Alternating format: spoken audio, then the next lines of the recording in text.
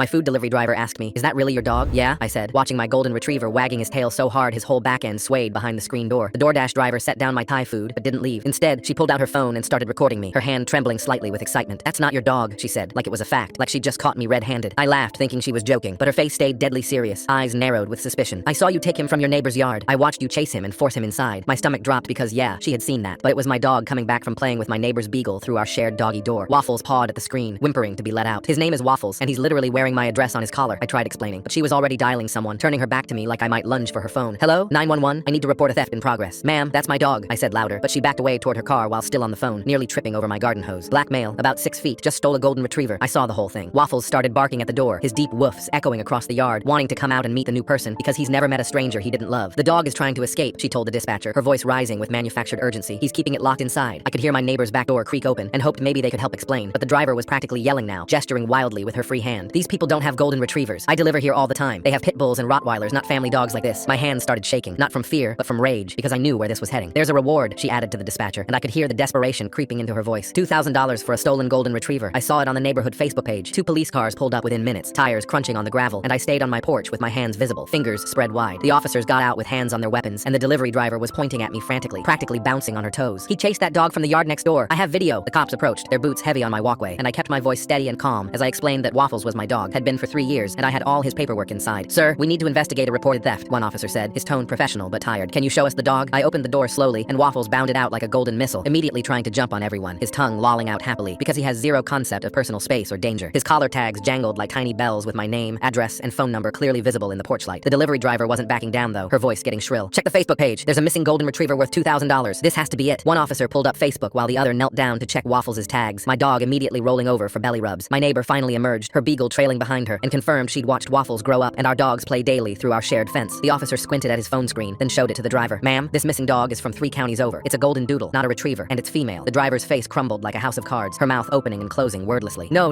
that can't be right. I need that $2,000. My rent's due tomorrow and I've been checking every golden I see, and when I saw him with one I knew." She stopped mid-sentence, her eyes widening as she realized what she'd just admitted out loud to 2 cops. The officer lowered his phone slowly, deliberately. "So you saw a black man with a golden retriever and assumed it was stolen?" The driver went silent, her face flushing red under the streetlight. The other officer stood up from petting Waffles and nodded toward me. "Sir, you can file a complaint if you want." The driver went pale as paper and practically ran to her car, speeding off without another word, my food still sitting by the mailbox getting cold, the plastic bag rustling in the evening breeze. My neighbor just shook her head, her expression somewhere between disgust and resignation. At least they said it out loud this time. I looked down at Waffles, who was licking pad thai sauce off his face, his tail still wagging, completely oblivious to the chaos. "Actually, officer, I do have a complaint. This criminal just destroyed evidence. Also, my dinner." The cop actually cracked a smile, the tension finally breaking. "Not our jurisdiction, sir." They left, and I was down one meal, but at least Waffles looked pretty pleased with himself, sauce dripping from his golden fur.